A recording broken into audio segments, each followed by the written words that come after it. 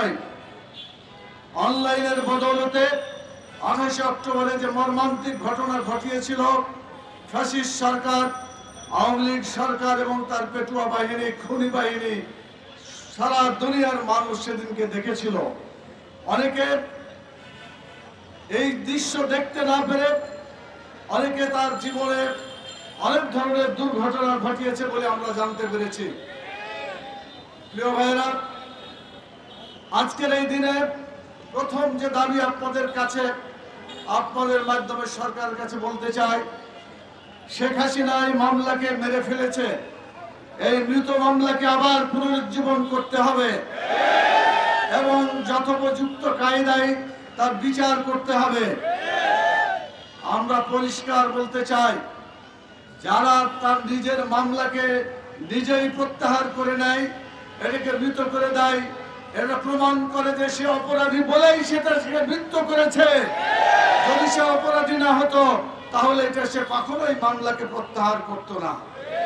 সংগ্রামী সাথী ও বন্ধুগণ, আমি আর একটি কথা বলতে চাই। সেদিনকে তিনি ডেকেছিলেন যে যাদের লাঠি এবং বৈঠায় এটা হাতে করে আসতে হবে। মানুষকে লাঠি নিয়ে ডাকলে বোঝা যায় কাউকে মারার জন্য লাঠি নিয়ে ডেকেছে। অতএব তার এই টাকাটাই ছিল অবৈধ টাকা।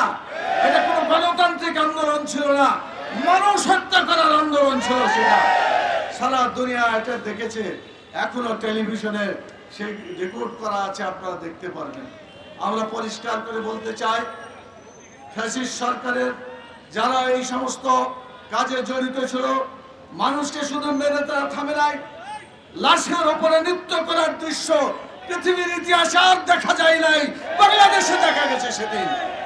অতএব এই ধরনের নিষ্ঠুর আচরণ করার কারণে যারা করেছে, যেখানে করেছে, যেভাবেই করেছে, তাদের প্রত্যেকেই বিচারের আওতায় আনতে হবে এবং তাদের বিরুদ্ধে সরকারকে এখনই কাজ শুরু করতে হবে বলে আমরা দাবি করি।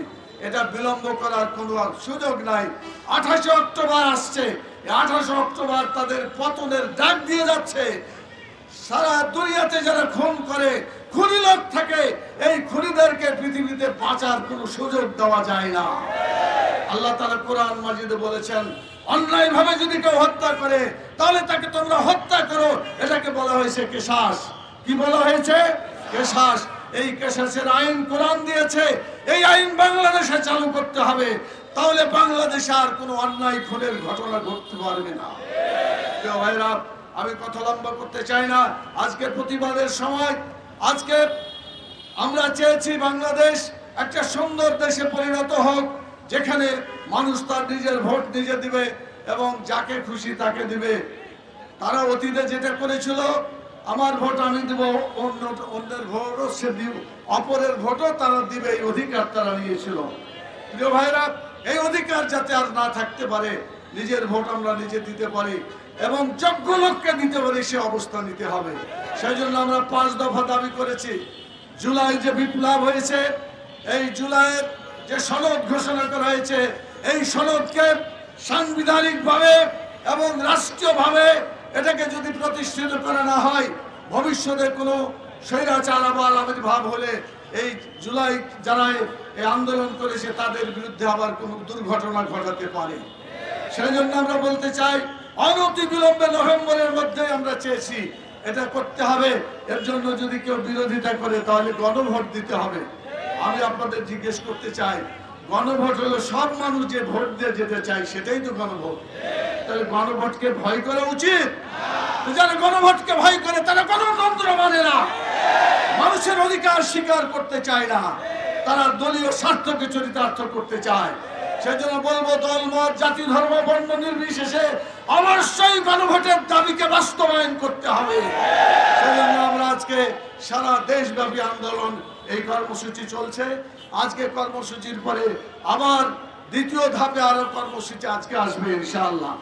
আগামী দিনে আমাদের অধিকার আদায় করে বাংলাদেশে সত্যিকার অর্থে একটা সুন্দর নির্বাচন পাওয়ার জন্য আমরা চেষ্টা করছি, এটাকে বাস্তবায়ন করতে হবে।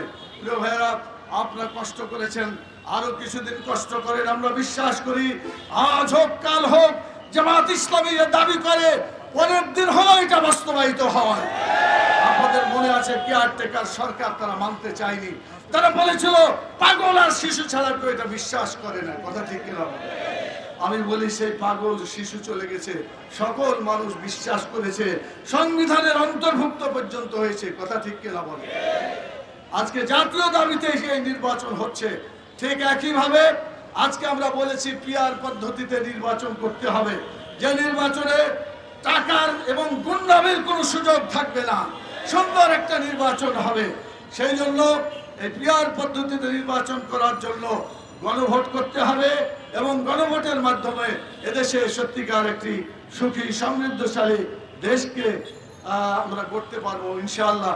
আপনাদের কাছে আগামী দিনে এই রাজপথে আন্দোলন করে একদিকে অধিকার আদায় করা, দাবি আদায় করা, অন্যদিকে সুন্দরভাবে নির্বাচন যাতে হতে পারে, সেই ফেব্রুয়ারি নির্বাচনকে সঠিকভাবে এই দেশে প্রতিষ্ঠিত করে বাংলাদেশের জনগণের মতামতের ভিত্তিতে এই দেশ চলবে ইনশাআল্লাহ।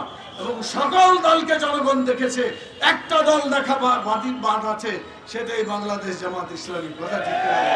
এই জন্য আজকে স্লোগান হবে সকল দল দেখা শেষ, আগামী দিনে ইসলামের বাংলাদেশ ইনশাআল্লাহ। আসসালামু আলাইকুম ওয়া রাহমাতুল্লাহি ওয়া বারাকাতুহু।